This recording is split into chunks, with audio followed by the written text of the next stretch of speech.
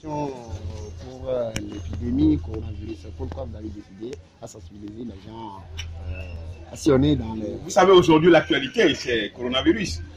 Ce virus qui est en train de décimer depuis un certain moment toute l'humanité. Et le Togo n'est pas épargné, l'Afrique n'est pas épargnée, le Togo n'est pas épargné. Alors nous avons pris sur nous au mouvement Martin Luther King de sensibiliser les concitoyens, surtout dans la commune Golfe 2, où je suis agent au maire. Donc, c'est un devoir citoyen. Vous savez, c'est des moyens que nous-mêmes nous mettons à la disposition de ce travail-là pour pouvoir réussir. Hein, ce n'est pas facile, mais nous sommes dit que nous sommes en service humanitaire et il faut le faire. Donc depuis dimanche, nous avons commencé, nous allons poursuivre cette activité jusqu'à ce que nous venions à bout de ce virus. Et moi, je ne crois pas la fois que le Togo ne va enregistrer aucun décès jusqu'à ce que nous exterminons le coronavirus au Togo. Et en Afrique, pourquoi pas. C'est très important. Parce que les Togolais, le message que nous passons, c'est que les Togolais, les gens se protègent. D'abord, il faut le masque, il faut porter les gants, il faut se laver régulièrement. C'est des pratiques qui ne coûtent pas. Hein. Il faut se laver régulièrement avec du savon. Et pourquoi pas passer le gel, éviter de nous serrer les mains. Et puis, je pense que éviter de prendre des contacts. De prendre des contacts avec les gens parce que on ne sait pas qui est suspect, qui est contaminé. Une fois que la personne tousse, je crois que ça déjà, ça peut emporter une personne contaminée. C'est des milliers de personnes qui sont concernées. Et c'est ce message que nous sommes en train de passer. Voilà la surenchère de ces gants et de ces masques qui sont dans les marchés aujourd'hui. Est-ce que vous avez, en tant que maire adjoint, discuté avec le gouvernement pourquoi ces actes? Oui, je crois que le gouvernement a fait sortir un communiqué pour dénoncer la concurrence déloyale, la flambée des prix, surtout des masques, des gants et du gel. Mais ce matin, j'ai eu à circuler dans la capitale le matin et surtout au feu tricolore. J'ai constaté que les prix sont toujours, vous prenez le gant, on dit à 500, vous prenez le masque, on dit à 500, alors que c'est des choses qui se vendaient 100 francs, 200 francs.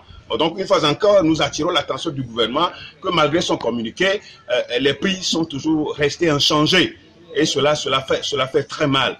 Je pense qu'il faut sévir maintenant. Il faut faire une descente dans les feux tricolores et commencer par dire aux gens de vendre. Il faut que le gouvernement fixe le prix. C'est à 100 francs, c'est à 200 francs et qu'on s'arrête là. Et les gens qui vont dépasser le prix, on les prend et puis on les met quelque part. Je crois que ça va servir de leçon aux autres. Je ne crois pas qu'on va profiter de malheur pour s'enrichir. Hein, toute richesse qu'on acquit dans le mensonge, ça ne profite pas. Voilà ce que nous pouvons dire au gouvernement. Et nous allons dire à ces commerçants véreux-là de cesser la surenchère, de cesser la concurrence déloyale. Parce que ce n'est pas normal. La surenchère se fait aussi dans les pharmacies. Donc, je crois que tous ceux qui vendent à des prix extravagants, à des prix anormaux, je crois qu'ils sont tous concernés, que ce soit dans les pharmacies, que ce soit dans les supermarchés et partout. Là où on est en train de vendre aujourd'hui ces produits-là à des prix énormes, des prix excessifs, je crois que c'est de la mauvaise volonté et ils doivent cesser ça. Et le gouvernement doit sévir.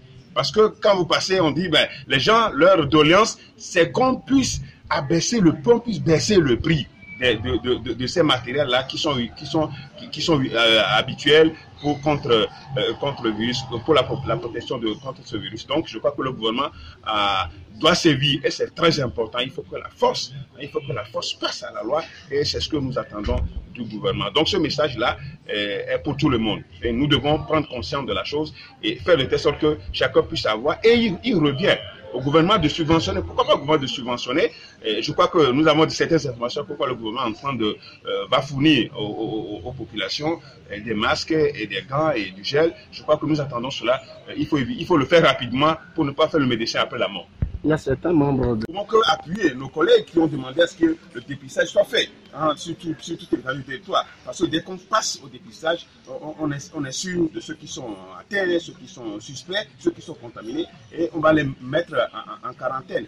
Je crois que c'est très important qu'on le fasse et que sa demande, ce n'est pas affaire de 2 milliards, c'est affaire de milliards. Puisque le gouvernement n'a consacré qu'une enveloppe de 2 milliards pour le moment, cela ne peut pas faire l'affaire. Donc il faut aller au-delà de cela pour une enveloppe consistante comme c'est fait dans les autres pays pour que rapidement nous puissions, ces matériels-là, nous puissions rapidement les avoir. Bon, le gouvernement aujourd'hui, donc le CHR, le commune est désormais confisqué pour consacrer à héberger ceux qui sont contaminés. C'est une bonne chose. Il y a l'hôtel Le Bénin qui est là pour la mise en quarantaine de ceux qui sont revenus d'ailleurs et autres.